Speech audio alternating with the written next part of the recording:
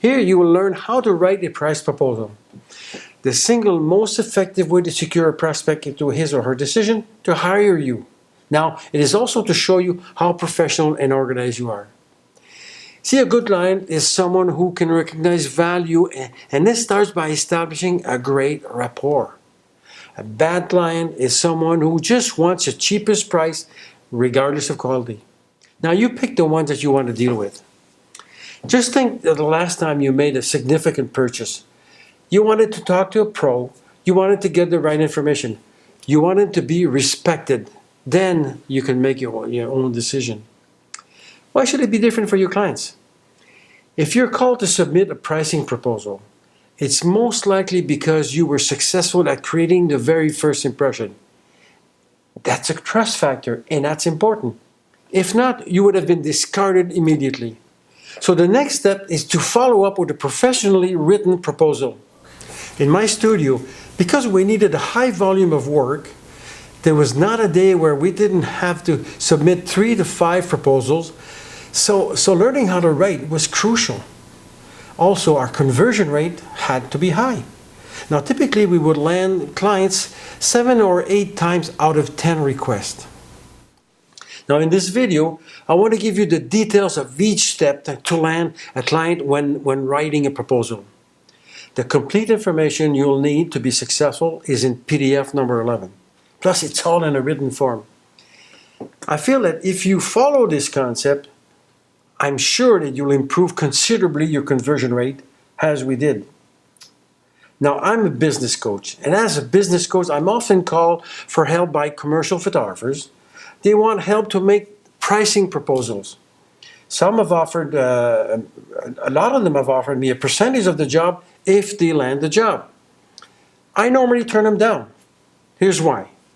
Because I have full confidence that my system works. I've tested it so often with positive results. Now, the only way I will work with them is by doing the work for a set fee. Now, when they come back with, well, what if I don't get the job? Well, my answer may sound very conceited in this video, but I'll tell them, you will get the job.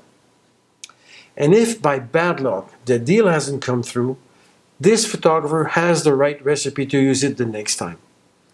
I want to get paid for my knowledge. So far, my batting average has been 10. Not bad. Now here we go with the process. When I get any kind of call, I need to meet or talk to the principal in charge to get all the details. I never do this by email. It's either in person or over the phone, could be Skype or FaceTime or even a Facebook, which is fine. During our conversation, I take tons of note on the smallest details. I want to be able to refer back to my notes to confirm my understanding of the project and to get back with a solid argument when it's time to close the deal. Now, once I have a good idea of the project, I will fish for the project. And then I will ask, what do you have in mind as far as investment in this project? I either get one or the two answers. I want to wait for your proposal before discussing price, or I get a rounded figure of the pricing. I never give a price over the phone immediately because I want to avoid making any mistake that can cost me big. I will say, I would like to study your project a little more closely. Can I come back with a proposal by the end of the day? Normally the prospect will give me an indication of when he or she wishes to get it. Then I comply. Now this gives me time to calculate with precision the price for the job. I will write the proposal as per the sample that you'll see in a PDF document. So be very careful as to the order of which I write the information. Description of the project, goals to achieve, production of the images process, possible ways to save time and money. Then I will write pricing roughly detailed. Of course, I will cover the payment structure, and I'll have a closing statement confirming our excitement to do the job. Next, I will never round off the price figure.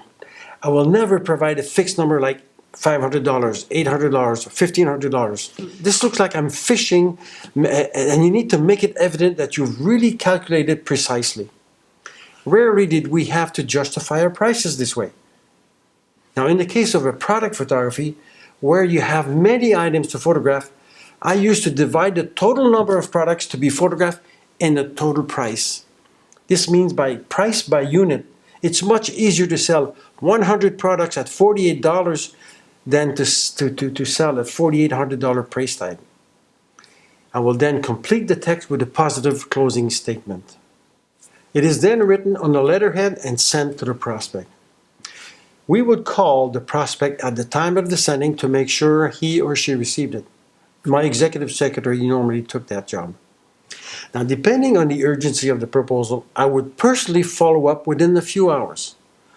I did not wait for the prospect to call me back unless he had a specific question.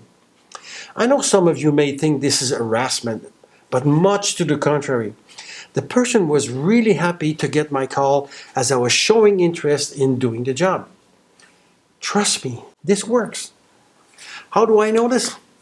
Because I always ask a new client why he or she chose us, and the response was that the majority of the time, you were the only one that called back. So time for you to get to work. Now, in the PDF document, you will find a complete outline of what I just said, plus a sample proposal letter. You can use this as an inspiration to write your own letters. Don't just cut the corners. Try it, and it works. Now, once you have the recipe, you can modify it in according to the different types of job. So go to PDF number 11. So after you study the recipe, put it into play and go to the video called Developing Strategic Partnerships.